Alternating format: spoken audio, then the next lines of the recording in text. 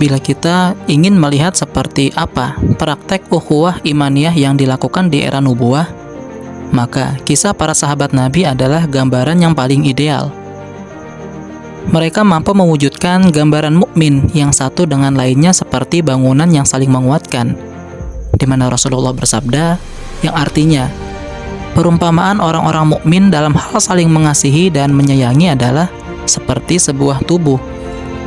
Jika salah satu anggotanya merasa sakit, maka anggota-anggota tubuh yang lain juga ikut merasakan sakit.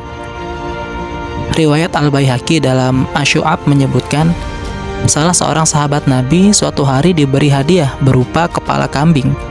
Kemudian ia berkata, sesungguhnya si fulan dan keluarganya lebih membutuhkan ini daripada kita. Kemudian ia mengirimkan hadiah tersebut kepada yang lain. Dan secara terus-menerus hadiah itu dikirimkan dari satu orang ke orang yang lain sampai akhirnya kembali kepada sahabat yang pertama kali memberikan.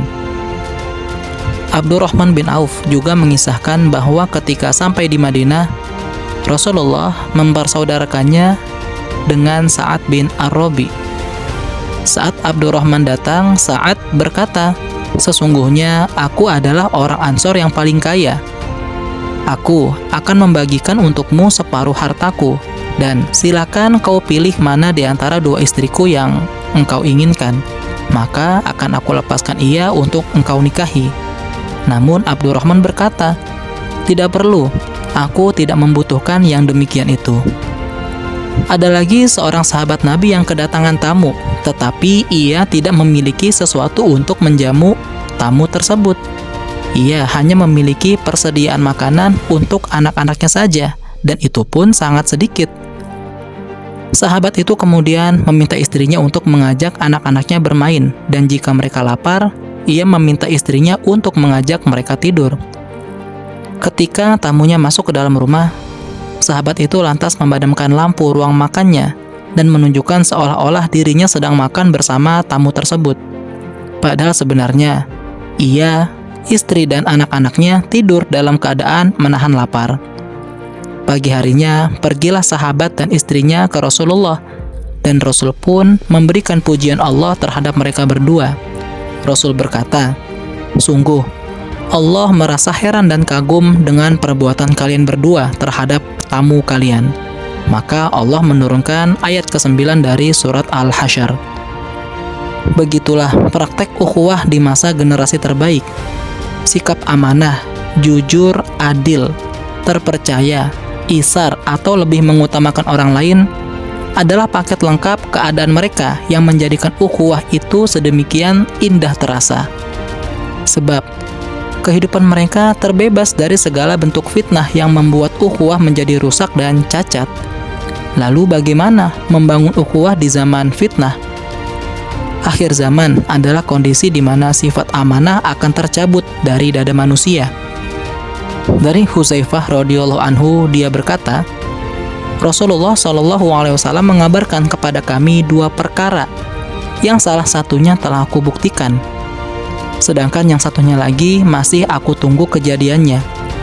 Pertama, Rasulullah mengabarkan bahwasanya sikap amanah itu terletak di hati manusia yang paling dalam. Kemudian, mereka mengetahuinya melalui Al-Quran, yang selanjutnya mereka juga mengetahuinya dari As-Sunnah. Kedua, Rasulullah juga mengabarkan bahwa sikap amanah akan dicabut ketika seseorang sedang tidur.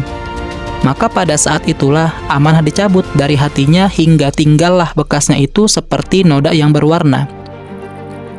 Kemudian orang tersebut tidur lagi dan dicabutlah amanah dari dalam hatinya sehingga bekasnya seperti bekas lecet di tangan yang melepuh karena mengangkat beban terlalu berat, atau seperti bekas bara yang terinjak oleh kakimu sehingga telapak kakimu melepuh sedangkan di dalam luka lepuhan tersebut tidak terdapat apa-apa. Seperti itulah manusia nanti. Banyak orang telah membai'ah, namun setelah dia menjadi pemimpin, dia tidak melaksanakan amanah yang diberikan kepadanya itu dengan baik. Pada masa itu, orang-orang menggembor-gemborkan bahwa di Madi Fulan terdapat orang yang dapat dipercaya. Alangkah cerdiknya dia, alangkah lihainya dia, dan alangkah piawainya dia. Padahal, sedikit pun dalam hati orang yang dieluk-elukannya itu tidak terdapat secercah sikap amanah dan keimanan. Sungguh, telah datang kepadaku suatu masa di mana aku tidak peduli lagi kepada siapa di antara kalian, aku akan melakukan transaksi mubayaah atau jual beli.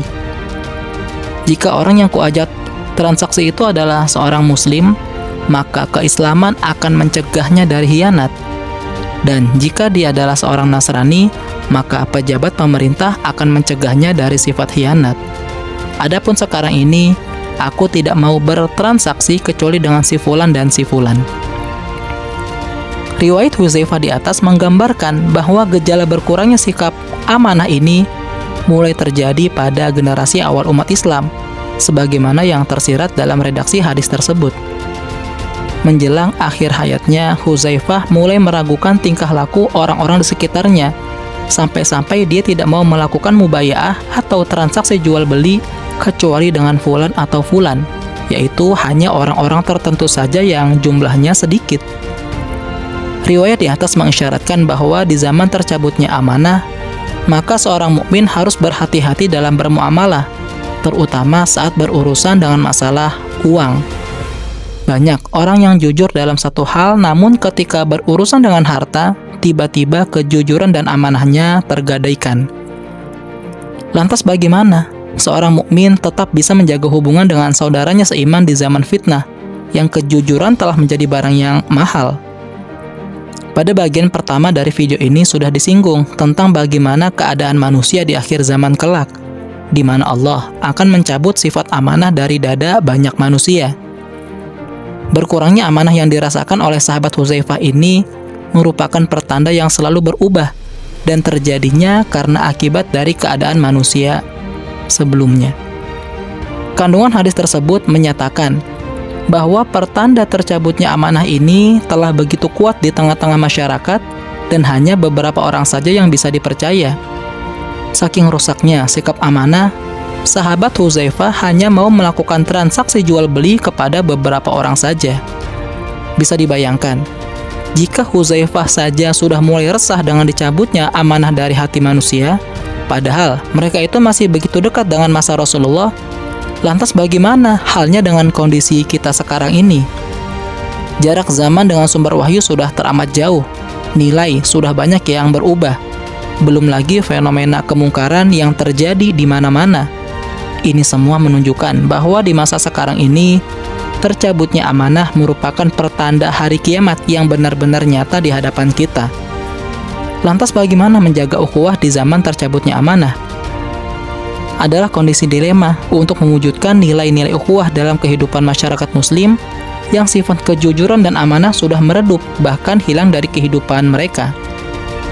Jika dahulu para sahabat justru berlomba memberikan bantuan, penawaran, dan hal semisal kepada saudaranya yang membutuhkan, maka hari ini banyak kaum muslimin yang sulit untuk mendapatkan bantuan dari saudaranya tatkala ia benar-benar membutuhkan. Faktornya tentu saja bukan semata-mata karena sifat bakhil atau kikirnya mereka yang berharta, namun boleh jadi akibat rasa kecewa ketika orang-orang baik itu dikhianati oleh sikap saudaranya yang tidak mampu menjaga amanahnya. Begitu mudahnya mereka menjanjikan kawannya saat meminjam uang misalnya. Namun, menjelang hari jatuh tempo, 1001 alasan muncul yang membuatnya tidak bisa menepati janji, dan kejadian itu berulang-ulang. Atau juga, lantaran banyaknya kasus penipuan yang menggunakan simbol-simbol kesolihan, seperti akhwat berjilbab atau bercadar, ikhwan berjenggot, aktivis masjid, ustadz, atau lainnya, sehingga orang-orang baik dan jujur itu benar-benar kehilangan rasa percaya dengan mereka.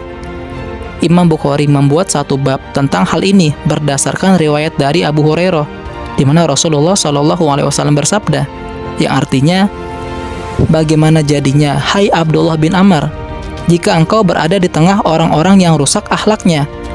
Mereka telah mengumbar janjinya dan mengingkari amanah yang mereka pikul. Bahkan mereka berselisih paham dengan orang-orang hingga mereka menjadi seperti ini. Lalu Rasulullah menautkan kedua jari-jari tangannya. Abdullah balik bertanya kepada Rasulullah, "Apa yang Anda perintahkan kepadaku jika saat itu terjadi pada diriku?" Rasul menjawab, hendaklah engkau hanya bergaul dengan orang-orang yang datang dari kalanganmu dan tinggalkan bergaul dengan orang-orang awam. Hadis ini mengisyaratkan adanya kontradiksi antara janji yang diberikan dengan sikap amanah yang harus ditunaikan. Kontradiksi ini sebenarnya bertujuan untuk memberikan ejekan terhadap mereka yang sebenarnya bukanlah orang-orang yang mempunyai sifat amanah, yang dalam hadis sebelumnya diibaratkan dengan dicabutnya sifat amanah. Di samping itu, hadis tersebut juga mempunyai sudut pandang hukum fikih terkait seseorang yang mengalami atau hidup di zaman seperti itu, yaitu hendaknya dia hanya bergaul dengan temannya yang mempunyai sikap amanah jika mampu menemukan kelompok seperti itu. Jadi, ini merupakan fikih yang berkaitan dengan sikap yang harus diambil ketika seseorang menemukan kondisi di mana manusia sudah banyak yang rusak. Maka, di zaman yang manusia sudah rusak janji dan amanahnya, ada beberapa hal yang bisa dilakukan oleh orang beriman dalam menjaga ukhuwah dan hubungan saudaranya. Pertama, jika kita berkenalan dengan seorang ikhwah yang diketahui memiliki kecukupan harta, misalnya, maka janganlah terburu-buru untuk masuk pada bab meminjam uang. Kita khawatir ia akan tersiksa dengan perasaannya yang berat untuk menolong kita, namun juga was-was dan khawatir bila kita tidak mampu memenuhi janji. Kedua, bersikap iffah dan jangan menampakkan diri memelas atau butuh belas kasihan, sehingga mereka menjadi tersiksa karena merasa tidak bisa membantu kita. Ketiga, jangan paksa orang lain untuk segera percaya kepada diri kita, sebab mereka memang belum mengenal kita. Namun paksalah diri kita untuk layak mendapatkan kepercayaan dari mereka. Cara kita memaksa diri kita untuk bisa dipercaya bisa dengan banyak hal. Misalnya, saat kita hendak meminjam harta mereka, maka berilah jaminan yang membuat mereka menjadi tentram dan merasa aman. Atau tunjukkan kredibilitas kita, kejujuran dan sikap amanah kita dalam waktu yang cukup lama, sehingga kita dikenal oleh fulan akan kejujuran dan kredibilitas dalam persoalan harta. Jika sifat itu telah melekat pada diri kita, maka akan banyak orang yang tidak keberatan untuk menolong kita.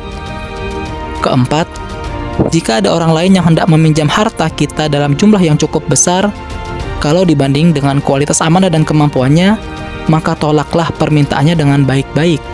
Berikan kepadanya sedekah yang bisa membantu meringankan bebannya. Dengan demikian, kita tetap bisa membantu tanpa harus merasa tersiksa dengan rasa khawatir jika orang itu tidak menepati janjinya.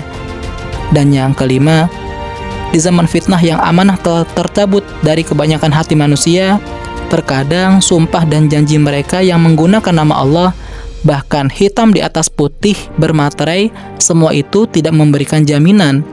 Maka Nabi menyarankan agar kita tidak bermuamalah kecuali dengan orang-orang yang benar-benar kita mengenalnya.